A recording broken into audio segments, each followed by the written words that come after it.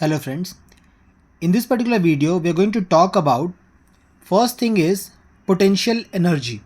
Now this video is a continuation of gravitation first part. Gravitation का first part मैंने already upload किया हुआ है जिसके बारे में सारा डिटेल्स आपको उस वीडियो में मिल जाएगा. I have discussed about Kepler's laws, I have discussed about universal law of gravitation and many more, जिसके बारे में at the end of this video I will revise once more. Now in this particular video the first thing which we are going to talk is about potential energy. Now potential energy generally कोई भी system अपना potential energy minimum level पे रखने का try करता है. This is the first point which I want to highlight. इसका best example हम देख सकते हैं about spring example. When we talk about spring example, अगर एक नॉर्मल स्प्रिंग आप लेते हो, if you consider a normal spring, if it is this much, आप अगर उसको स्ट्रेच करते हो और वेदर यू कंप्रेस इट, दोनों ही केसेस में once when you leave it, जैसे आप उसको छोड़ देते हो वो अपने ओरिजिनल पोजीशन पे आ जाता है. इट मीन्स दैट स्प्रिंग का जो सबसे मिनिमम पोटेंशियल एनर्जी होगा वो उसके ओरिजिनल पोजीशन पे होगा. अगर आप उसको स्ट्रेच करते हो, as soon as you leave it comes back to its original position. Next आता है about lifting object. When you lift object there is some work done against potential energy. अगर एक सरफेस पे ऑब्जेक्ट है, जैसे अगर आप ये पेन देख रहे हो, ये सरफेस के ऊपर रखा हुआ है. अगर मैं इसको ऐसे होल्ड करता हूँ और यहाँ से यहाँ तक मैं लिफ्ट करके लेकर आता हूँ, इट मीन्स दैट मैंने कोई वर्क डन किया है अगेंस्ट द पोटेंशियल एनर्जी. मतलब यहाँ पर जब ये है, इसके अगेंस्ट मैंने काम किया है, अगेंस्ट द ग्रेविटी. अगर जैसे मैं इसको लीव करता हूँ it will fall down. So lifting object is work done against potential energy. Now holding object at height is gain potential energy. अगर मैं हाइट पे ऐसे होल्ड करता हूँ, मैंने कुछ पोटेंशियल एनर्जी गेन किया हुआ है, मतलब पेन ने थोड़ा पोटेंशियल एनर्जी गेन किया हुआ है. As soon as I leave ये नीचे फॉल करेगा. Second, what I want to highlight, suppose अगर मैंने यहाँ पे लिफ्ट किया है and if I am lifting it here, दोनों जगह पे डिफरेंस है. यहाँ से लीव करने पे it will fall like this, but अगर मैं और हाइट से लीव करता हूँ the impact will be more. जैसा आप देख सकते हो इम्पैक्ट ज़्यादा आता है. इम्पैक्ट ज़्यादा आने का मतलब है वर्क डन जो होता है वो डिपेंड करता है इस केस में हाइट के हिसाब से. व्हाट हैपन्स कि work done in physics is force into displacement. जैसे आप फोर्स इनटू डिस्प्लेसमेंट करते हो आपको वर्क डन मिलता है. ये वर्क डन जो होता है is stored in the potential energy format. ना ये जो पोटेंशियल एनर्जी होता है this here you can see, मैंने नेगेटिव साइन यूज़ किया है फोर्स इनटू डिस्प्लेसमेंट के आगे. नेगेटिव साइन क्यों यूज़ किया है? Because negative sign means work done is against gravitational force. अगर आप ध्यान से नोटिस करते हो, मैं पेन को यहाँ से यहाँ ऐसे लिफ्ट करके ला रहा हूँ. इट मीन्स दैट मैंने पेन को होल्ड किया हुआ है, मैंने कुछ तो फोर्स अप्लाई किया है, थोड़ा डिस्प्लेसमेंट हुआ, so I have done some work. But ये ग्रेविटेशनल फोर्स के अगेंस्ट है. Like I am pulling it upwards और ग्रेविटेशनल फोर्स इसको नीचे खींचता है. So that's the reason I am having this negative sign. मैं जनरल फोर्स जो डायरेक्शन है उसके अगेंस्ट काम कर रहा हूँ. Now if you want to find the change in that internal energy, उसके लिए आपको डेल्टा यू लेना है, that is the change. Integrate करना है डी यू को. जैसे आप इंटीग्रेट करते हो, this is the integration sign, जैसे आप इंटीग्रेट करते हो it means that you are integrating force into displacement. ना फोर्स इनटू डिस्प्लेसमेंट इंटीग्रेट करने का मतलब है, in our previous video I have already explain, ये एक्सप्रेशन आता है फॉर दिस. ना G M M upon are square, capital M is mass of earth, this is universal gravitational constant, और ये स्मॉल एम जो है मास है ऑब्जेक्ट का. जब आप इसको इंटीग्रेट करते हो, इंटीग्रेशन करने के बाद all this things are constant, ये सब बाहर जाते हैं. 1 अपॉन आर स्क्वायर का इंटीग्रेशन करेंगे आप. अगर आप 1 अपॉन आर स्क्वायर का इंटीग्रल करते हो with respect to d r, then general अगर आपने इंटीग्रेशन किया आपको फॉर्मूला पता होगा, 1 अपॉन आर स्क्वायर का इंटीग्रल 1 अपॉन आर माइनस में आता है. This minus sign comes into picture. Now when this minus sign comes into picture, this is about your potential energy. Change in potential energy is work done against conservative force. ये concept जो है conservative force का, this concept comes into picture जब आपका force, आपका work done जो है path पे डिपेंडेंट नहीं है. ये कॉन्सेप्ट हम डिटेल में पढ़ेंगे जब मैं वर्क एनर्जी से रिलेटेड जो चैप्टर है जब मैं वो करूँगा, that time I will explain this concept in detail. How potential energy is connected with MgH, this is a big question. When I was a student this question always used to come to my mind. मेरे mind में हमेशा एक question आता था कि potential energy MgH से कैसे connected है. बिकॉज मैंने जो पोटेंशियल एनर्जी का फॉर्मूला पढ़ा है वो small m into small g into small h पढ़ा है. मतलब मास ऑफ द ऑब्जेक्ट कितने हाइट पे है और acceleration due to gravity. Now when I see this formula, what I have right now in front of me is, अगर मैं दो अलग अलग पोटेंशियल एनर्जी देखता हूँ, ठीक है, एक पोटेंशियल एनर्जी है सरफेस पे और एक है हाइट पे।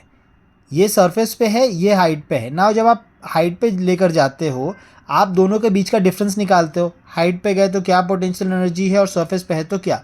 नाउ पेन के केस में ये काम नहीं करेगा फॉर्मूला, बिकॉज ये जो एच है इसकी हाइट बहुत ज़्यादा होनी चाहिए। This should be the difference, because अगर ये कंपेरेबल है, ये बहुत कम वैल्यू है, सो आर और r plus h almost similar हो जाएंगे। I have explain this in my previous video. मैंने पहले ही बताया हुआ है कि अगर हाइट जो है रेडियस के कंपैरिजन में बहुत कम है तो कोई डिफरेंस ज़्यादा इसमें आता नहीं।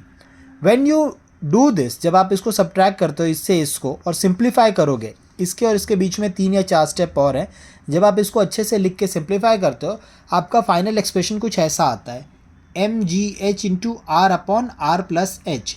ना इस एक्सप्रेशन में अगर आप ध्यान देते हैं कि आपकी जो हाइट है वो नेग्लिजिबल है। सपोज अगर हाइट आपकी 2 मीटर, 3 मीटर, 4 मीटर, 5 मीटर, कोई भी नंबर आप लेते हो, अगर वो कंपैरिजन में आर के स्मॉल है तो 1/100 या 1/1000 आप करते हो और 1/1000 प्लस 1 आप करते हो, मतलब 1000/1000 प्लस 1 आप करते हो अगर, तो इस केस में ये h निगलेक्ट हो जाएगा, ये r अपॉन r आ जाता है। r अपॉन r कैंसिल होगा और फाइनल एक्सप्रेशन आएगा mgh। ये आपका पोटेंशियल एनर्जी का एक्सप्रेशन है। नाउ जैसा मैंने बताया, सुनने में थोड़ा कन्फ्यूजिंग होगा ये, बट जब आप इसको प्रैक्टिस करते हो, अगर आपने प्रीवियस वीडियो अच्छे से देखा है एंड अगर आप इसको प्रैक्टिस करते हो, ये बहुत ईजी होता है। So this happens only when h is very small to r, that is delta u equal to mgh। ये एक्सप्रेशन आ जाता है पोटेंशियल एनर्जी का इस एक्सप्रेशन से। नाउ नेक्स्ट हमारे पास क्या दिया है, ये आपका टोटल ग्रेविटेशनल पोटेंशियल एनर्जी है, but gravitational potential energy gravitational potential into mass of the object होता है। इस एक्सप्रेशन को हम कहते हैं gravitational potential. Now gravitational potential का ये एक्सप्रेशन है and it is independent of the object मास। अगर आप ध्यान से देखते हो, इसके अंदर स्मॉल m आपको नहीं दिखाई देगा। स्मॉल m मतलब ऑब्जेक्ट का मास इस एक्सप्रेशन में नहीं है। So this is independent of the mass of the object. Proceeding further, what we have over here is escape velocity. ये जो नेक्स्ट टर्म है एस्केप वेलोसिटी, क्या होता है? Escape velocity is your minimum velocity to escape earth's gravitation. Earth के gravitational field से बाहर निकलने के लिए जो मिनिमम वेलोसिटी आती है उसको हम कहते हैं escape velocity. Next what we have is kinetic energy is given as half into small m into v square.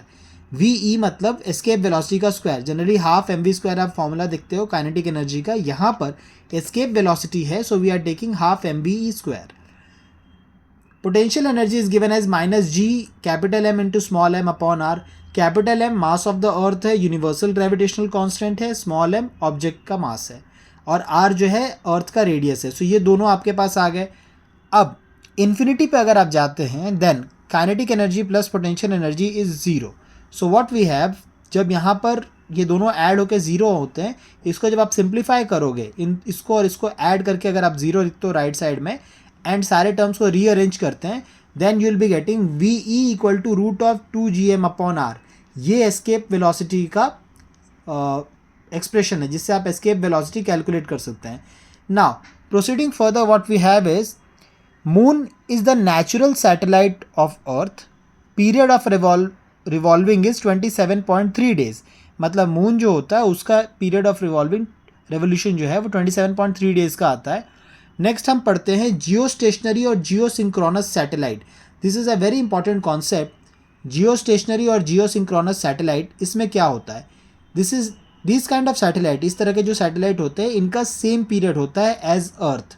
24 hours के टाइम के हिसाब से जैसा अर्थ का होता है वैसा सेम पीरियड इनका होता है। इसीलिए हमें लगता है कि ये स्टेशनरी हैं, बिकॉज ये अर्थ के पीरियड के हिसाब से ये भी साथ साथ चलते रहते हैं। This kind of satellites are used in TV and telephones. TV, telephone, communication जो भी आपके काम होते हैं उस तरह के कामों के लिए ये सैटेलाइट बनाए जाते हैं। नेक्स्ट आप पढ़ते हो पोलर सैटेलाइट। पोलर सैटेलाइट क्या होता है? Polar satellites are the satellites which are there at an altitude of 500 to 800 kilometre. 500 से 800 किलोमीटर के हाइट पे ये होते हैं। पीरियड ऑफ रिवॉल्यूशन इनके लिए 85 मिनट्स का है, मतलब ये एक ही दिन में कई बार रिवॉल्व करते हैं। अर्थ का जो आपका एक डे एंड नाइट का पीरियड चलता है उसके बीच में 85 मिनट्स पे ये बार बार आते हैं. सो एक दिन में ऑलमोस्ट 16 टाइम्स ये रिवॉल्व करते हैं. एक और इम्पॉर्टेंट बात ये है कि ये नॉर्थ से साउथ मूवमेंट करते हैं. अर्थ का मूवमेंट ईस्ट टू वेस्ट है. सॉरी, अर्थ का मूवमेंट जो है वो ईस्ट टू वेस्ट होता है और ये नॉर्थ टू साउथ मूवमेंट करता है. ये यूज़ होता है वेदर एंड मेटीरियोलॉजी के लिए, मतलब वेदर फोरकास्ट करने के लिए और दूसरे जो जोग्राफिकल फिनोमेनन हैं उनको समझने के लिए पोलर सैटेलाइट का यूज़ है. Next what we have is projection of satellite. When we talk about projection of satellite, satellite को अर्थ से स्पेस में भेजने के लिए you need 2 stage rocket. 2 stage rocket क्यों चाहिए? फर्स्ट स्टेज में हमारे पास वर्टिकल वेलोसिटी जो है हमारी वो एस्केप वेलोसिटी से ज़्यादा होनी चाहिए. The first stage of rocket वो स्ट्रेट अवे वर्टिकली लेकर जाता है ऊपर, जो एस्केप वेलोसिटी से आगे जाता है. मतलब मिनिमम एस्केप वेलोसिटी का वैल्यू या उससे ज़्यादा होगा, so it goes out of the earth's gravitational field. एक बार अर्थ के ग्रेविटेशनल फील्ड से बाहर जाने के बाद generally it should. Now when we talk about this is a 2-stage rocket. Here what we have, projection of satellite is a 2-stage rocket जिसमें vertical velocity हमारे escape velocity से ज़्यादा होनी चाहिए.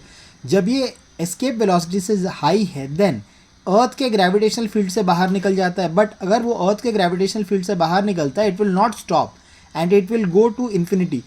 सो हमें अगर सैटेलाइट यूज़ करना है तो we have to make sure कि अर्थ के ग्रेविटेशनल फील्ड से बाहर निकलने के बाद it should be under control of something from the earth, मतलब रिमोट सिस्टम से अर्थ से कंट्रोल में रहे.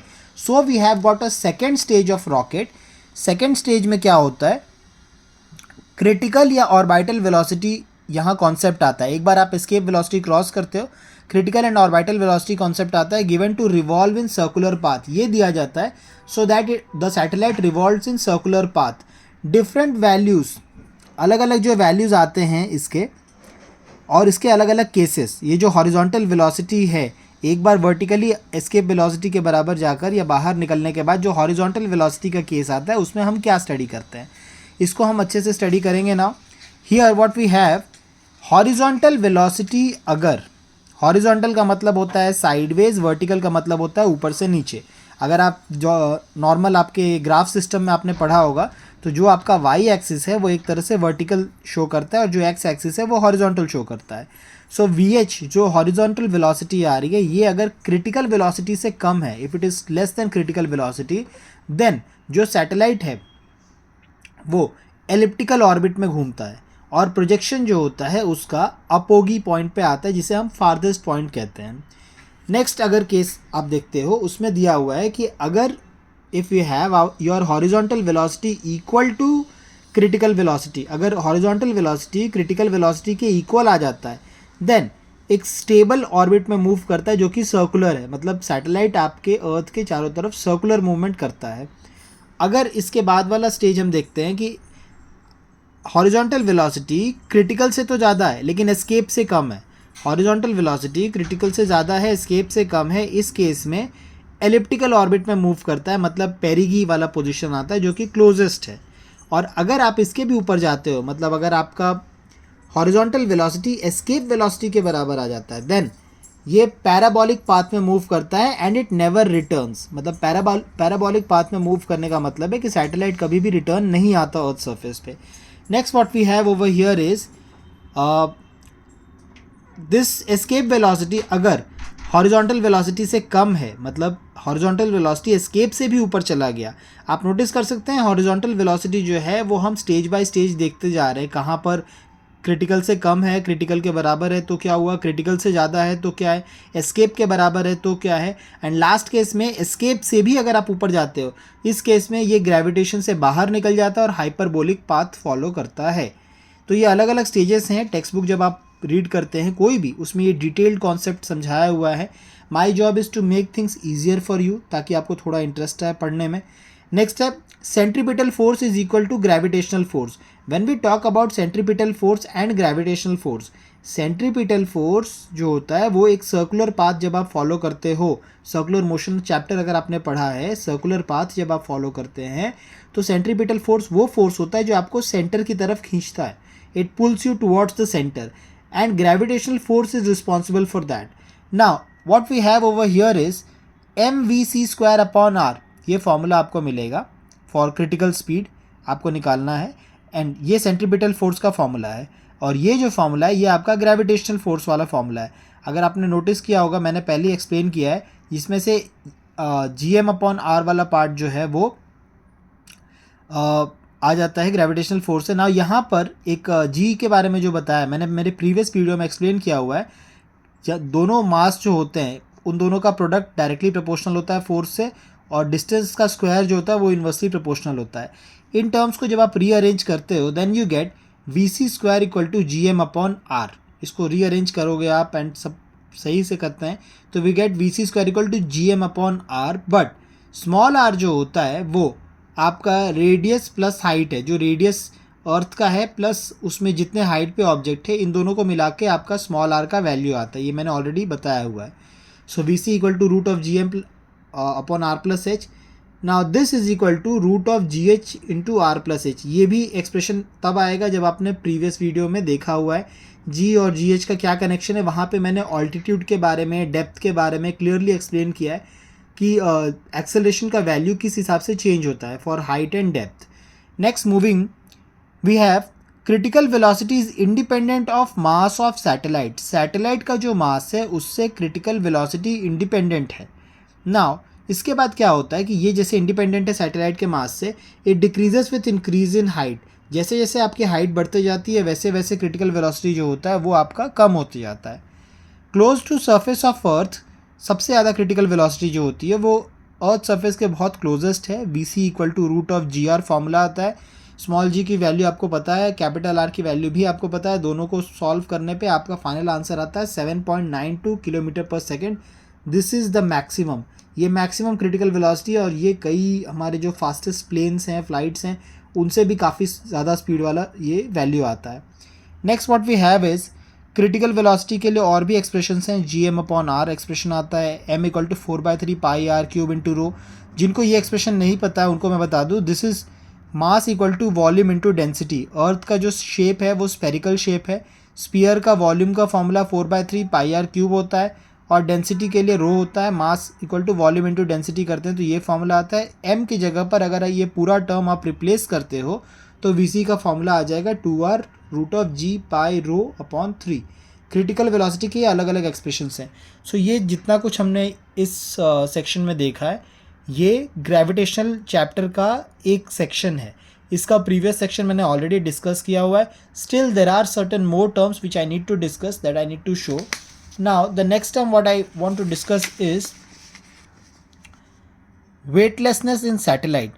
When I talk about weightlessness in satellite, किसी सैटेलाइट में अगर कोई मूव कर रहा है, जनरली एस्ट्रोनॉट्स फील करते हैं कि उनका वेट फील नहीं होता, मतलब वेटलेसनेस लगता है, आपका वेट फील ही नहीं हो रहा आपको। वो कॉन्सेप्ट समझने का हम ट्राई करते हैं। Right now what we have is force is mass into acceleration which is Newton's law. दूसरा दिया हुआ है ग्रेविटेशनल फोर्स mg जो होता है, ग्रेविटेशनल फोर्स ये डाउनवर्ड डायरेक्शन में काम करता है और नॉर्मल रिएक्शन अपवर्ड डायरेक्शन में काम करता है। जैसे अगर मैं एक ऑब्जेक्ट को ऐसे रखता हूँ, पेन को इस तरह से, तो यहाँ पर दो फोर्सेस इस पर काम कर रहे हैं। मैंने होल्ड करके रखा है तो नॉर्मल रिएक्शन इसको ऊपर की तरफ रख रहा है, बट जैसे मैं इसको लीव करता हूँ ग्रेविटेशनल फोर्स इसको नीचे लेके चला जाता है। So now what we have here is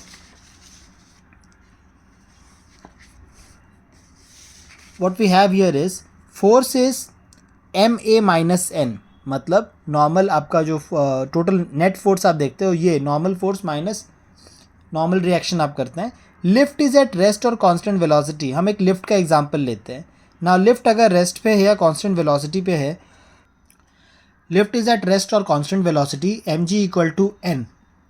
इस केस में जैसे आप लिफ्ट में स्टेशनरी पोजीशन पे हो, लिफ्ट चल नहीं रही है, आप जहाँ पे खड़े हो जो आपका वेट है वही आपका नॉर्मल रिएक्शन के बराबर है। सो यहाँ पर आपका जो वेट होता है वो बिल्कुल नॉर्मल फील होता है।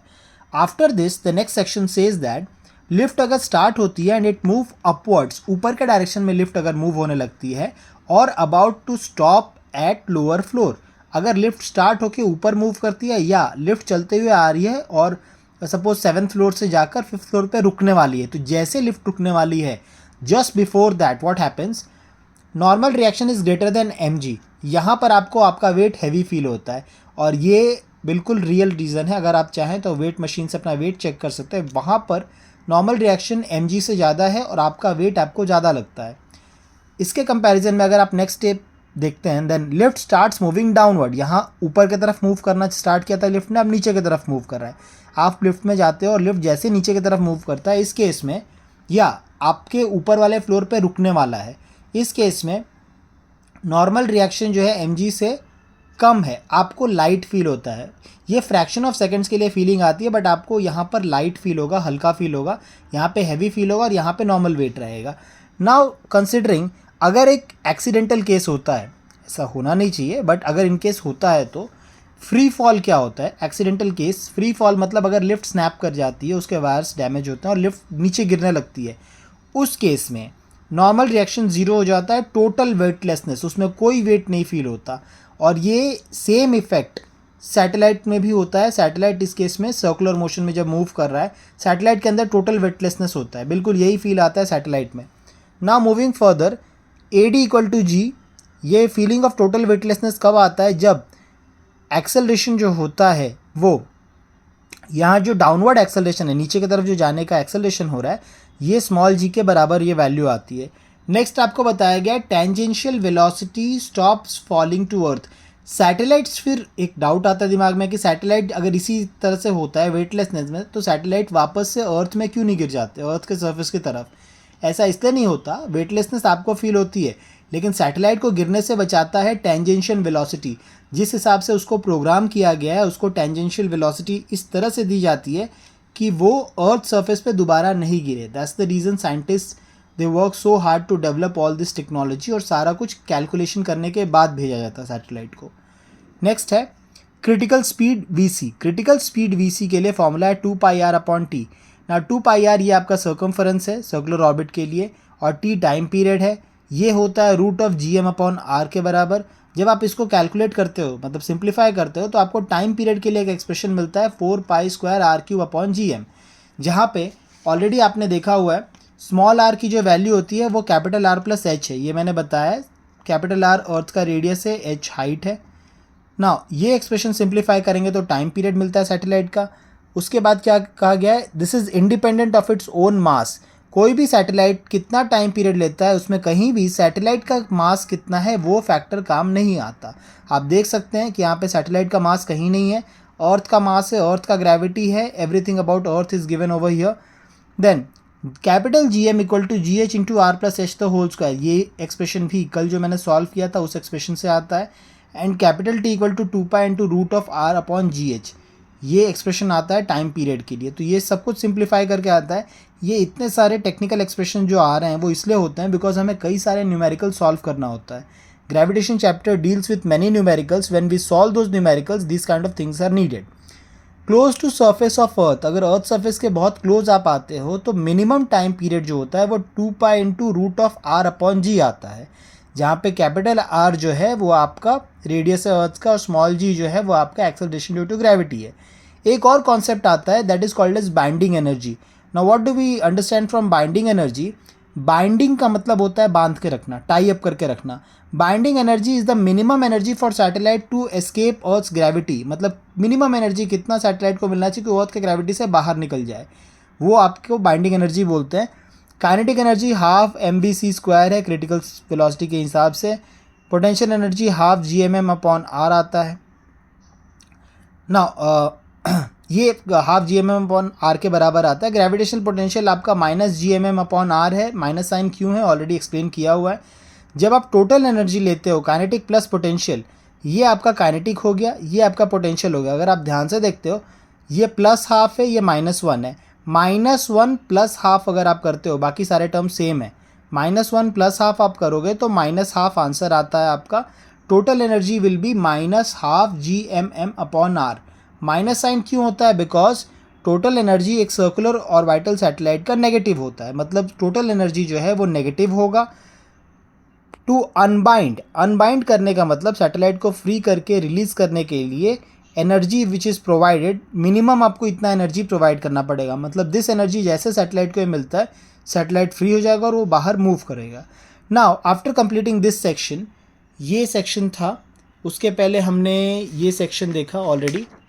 ये पूरा सेक्शन, और इसके पहले अगर आपने चैप्टर देखा होगा तो we have done this section. So basically I am just revising the whole chapter one more time. Gravitation starts with Galileo, Aryabhata, Brahe, Kepler, Newton. मैंने फर्स्ट वीडियो में एक्सप्लेन किया है. वीक फोर्सेस, केपलर्स लॉज क्या है, किस तरह से काम करते हैं, लॉ ऑफ पीरियड्स कैसे काम करते हैं, अलग अलग वैल्यूज़ कैसे आते हैं, कैपिटल जी कैसे होता है, कैपिटल एफ का वैल्यू क्या आता है, सारे एक्सप्रेशंस आपस में कैसे कनेक्टेड हैं, वीडियो में बताया मैंने डिटेल में. वेरिएशन जी का ऑल्टीट्यूड के साथ, डेप्थ के साथ क्या क्या है, जी का वैल्यू कैसे चेंज होता है, ये फर्स्ट वीडियो में था. बाकी के सारे डिटेल्स जो है वो इस पर्टिकुलर वीडियो में है. एंड ये दोनों वीडियो अगर आप कंबाइंड देखते हो तो I am sure enough gravitation के मैक्सिमम कॉन्सेप्ट आपको समझ में आ जाते हैं. After that one more thing which I wanted to highlight is read and understand text book again for better revision. ये मैं करता हूँ हमेशा before making any video. I try to read the chapter as many times as possible and I try to revise it. I try to understand the concept. जितनी आप practice करोगे उतना आपके लिए अच्छा है. Last thing is my YouTube channel @Vishal Singh -QT9UQ. यहाँ पर ये वीडियो नंबर 53 होगा शायद जो अपलोड होने वाला है. And my Instagram ID VS Very Simple Methods. My WhatsApp 9892318722. What ever your feedback is, मैंने वीडियो अच्छा बनाया है, बुरा बनाया है, और क्या कमी है और क्या इम्प्रूवमेंट करना चाहिए, please do tell me in comment section, or you can directly text me as well. Thank you so much for all the love and support shown to the channel. From my end I'm trying my level best. जितना भी मेरी capacity है, जितना मेरे mental capabilities है, मैं try कर रहा हूँ सिंप्लीफाई करने का chapter. And I am going chapter by chapter. जो भी कॉन्सेप्ट मुझे डिफ़िकल्ट लग रहा है मैं कर रहा हूँ. अगर आप कोई स्पेशल चैप्टर चाहते हो कि मैं उस पर वीडियो बनाऊँ तो प्लीज़ मुझे कमेंट्स में या फीडबैक में बताएं, so I can work more on that. Thank you very much. Have a nice day all of you.